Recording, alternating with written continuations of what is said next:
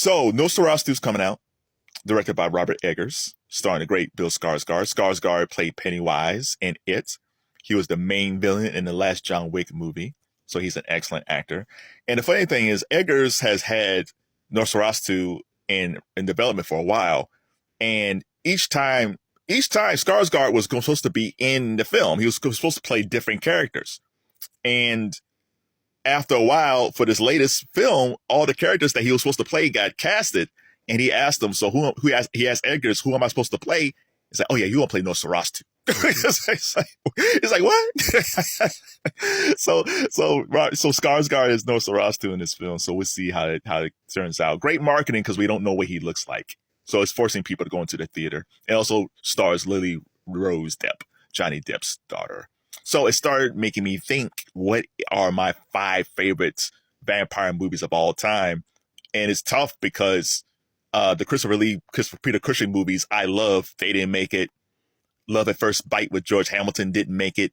Lost Boys with Kiefer Sutherland didn't make it. So it's a tough list. So I hope you guys like it. So number 5, Bram Stoker's Dracula. When people start talking about the best films by Francis Ford Coppola, of course they go to Godfather 1 and 2. You have to. Godfather 1 and 2, greatest films ever. And then they talk about Apocalypse Now. The craziness of that filming of that movie. Really good movie, but it's just crazy with Marlon Brando and all that stuff. A young Lawrence Fishburne. Crazy. But people talk about that. But sometimes I think people forget that he also directed Bram Stoker's Dracula, which starred Keanu Reeves and Winona Ryder. And in real life, Keanu and Winona are still friends, and they still text each other, husband and wife. They say, hey, wife, hey, husband. It's crazy that after all these years, they're still that close. But Keanu's a good dude, right? And also stars Gary Oldman. Gary Oldman, to me, should be getting Cecil B. DeMille Awards from the Golden Globes. He should be getting AFI Awards. He might already have one, hopefully. He's like Christopher Walken, where we don't appreciate. I'll put Jeff Goldblum in there too. Guys, actors that has tons of hit films or made an impact on cinema, and they don't get enough love. I mean, Gary Oldman was in Sid and Nancy back in the day, and he has been consistently good. Like, he was in Sid and Nancy. He was in Christopher Nolan's Dark Knight trilogy as Commissioner Gordon, and he's in Dracula, and he's always been an amazing actor, and he's still an amazing actor. Like, I remember Oprah Winfrey got the Cecil B. DeMille Award from the Golden Globes. That's like a Lifetime Achievement Award. And I was like, yeah, she was great in The Color Purple, and she's been good in different spots, but to me, Gary Oldman deserves a Cecil B. DeMille Award just for his overall talent. So that's number 5. Number 4, Blade. Spoiler alert, if you haven't seen Deadpool and Wolverine, cover your ears. Okay. So when Wesley Snipes pops up in that film as Blade, it is like one of the best things I've seen in years because you didn't expect it. Wesley and Blade were done after Blade 3 when Ryan Reynolds and Jessica Biel was casting it. And listen, I love a Jessica Biel. And I've always been a fan of Ryan Reynolds since Two Girls, a Guy in a Piece of Place and Van Wilder. But when they put them in Blade 3, I said, this franchise is over. The first Blade was amazing. The second Blade was really good too. And as much as I love Robert Downey Jr. and Iron Man, the Marvel films, Marvel Studios, MCU, all that stuff wouldn't be possible if it wasn't for Blade. Wesley was the only Marvel film that was out there doing anything. It was Blade, Blade 2. Then we get to Tobey Maguire's Spider-Man. Then we get to the X-Men movies. Then we get to Ang Lee's Hulk. Then we get to Robert's Iron Man. Marvel would not be Marvel without Blade. And him as the Daywalker, the coolness of the Daywalker is unparalleled. It's been in reboot hell the past few years, and I don't think that this new Blade movie is ever coming out. I think it's shelved. And when I saw Wesley in Blade, yeah, Wesley in his 60s now, so he can't do the same things he did when he was in his late 30s when the first Blade came out, because Wesley was in his peak karate form back then. So I don't know if they brought him back as Blade, what it would be, but I'm here for it. I'm here for an older Blade because Wesley is so cool as the Daywalker. I love Wesley Snipes in Blade. Number 3, Dusk Till Dawn with the great Salma Hayek. So the film is kind of crazy because it's filmed in 2 parts. Quentin Tarantino, who stars in it, is in the first part, and he's in the whole film, just about. And Robert Rodriguez, Quentin's buddy, directed the second part. First part, straight Tarantino film, could have been an offshoot of Reservoir Dogs or Pulp Fiction. And then we get to the second part, the horror part, when they go to the Twister Bar. And we get that dance with Salma Hayek. Salma Hayek was coming off Desperado with Robert Rodriguez. But her dance in Dusk Till Dawn is iconic.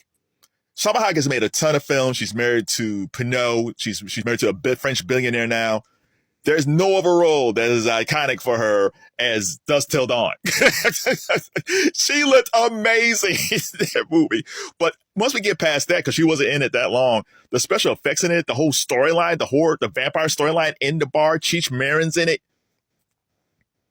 I miss Robert Rodriguez as a filmmaker. Robert Rodriguez is great. He is fantastic. I love Quentin in that film as well. And Clooney, when I see the Caesar cut, I'm reminded that he was still on ER at that time. He was still doing ER until Dawn. He was on ER. He was doing ER in One Fine Day. And then after that we get to the Danny Ocean 11 films. And he was working with Soderbergh and all that stuff. But yeah, man, that's that 90s Clooney, that 90s Tarantino, that 90s Salma Hayek. It's fantastic. Dusk Till Dawn's number 3. Number 2, Interview with a Vampire. I remember when Tom Cruise was cast in that film, and women hated it because it was Anne Rice's book, and they had in mind who they thought would be Lestat. And most likely, and most people, if you said Tom Cruise and Brad Pitt are cast in this film, most people probably thought it would be Brad Pitt, but they casted Tom Cruise. Tom Cruise was fantastic in that film. Tom Cruise should have been nominated for an Oscar for that film. Tom Cruise should have an Oscar for Born on 4th of July. When you give Tom Cruise a meaty role, maybe not so much now, but back in the day, he would pull it off. And he was wonderful as Lestat. Now they got the reboot now that's on AMC, which kind of sticks closer to the book. I don't know if it's as good. I mean, it's been on for 2 seasons, but I don't know if it's as iconic as the movie. It's fantastic. And it's interesting that Tom Cruise and Brad Pitt never did another movie again. Because they worked so well together, but that happens a lot. It's rare when you see a Paul Newman and a Robert Redford do a Bush Dance of Sunday Kid and do a Sting. It just doesn't happen as much anymore, where 2 actors have great chemistry with each other and then they follow up with another film. But man, Interview with a Vampire, also with Christian Slater. Christian Slater's in it too. He's the reporter in it. Fantastic movie. Which brings us to number 1. It's a tie. Number 1 is a tie. Bela Lugosi's Dracula and the original Nosferatu. I put these in there just because they're the foundation. Nosferatu was the first vampire film. And, we wouldn't get any of these vampire things as it wasn't for Nosferatu. So just from a groundbreaking storyline standpoint, and plus it was a silent movie, it has to be there. And Bela Lugosi, he sets the template of Dracula. Guys don't talk like this anymore. Like now, everybody has their own version of Dracula or their own version of vampires. But because Bela Lugosi was Hungarian, he talks like this. And he says, "I want to drink your blood." And my favorite line, "Your eyes are like limpid pools when I look at you." Bela Lugosi was so good as Dracula with that cape. We would learn to get like George Hamilton doing Love at First Bite, and like his disco parody of it. Like, it was fantastic. The whole Dracula thing with the cape and the eyes. Look at me. Look at me. Look at me. Look at me. I'm the captain now. Okay, that's not a vampire, but still. I love Bela Lugosi as Dracula. And he did that for, like, there was that whole line of horror films. It was Bela Lugosi, Boris Karloff, Lon Chaney Jr., The Mummy, Frankenstein. Like, that whole era of horror films were great back in the day. And Bela Lugosi was one appointment on that. So I got a tie in number 1. I probably would have Interview with Vampire number 1, but for this purposes, for the legacy and the foundation of Nosferatu and Bela Lugosi's character, I got them tied in number 1.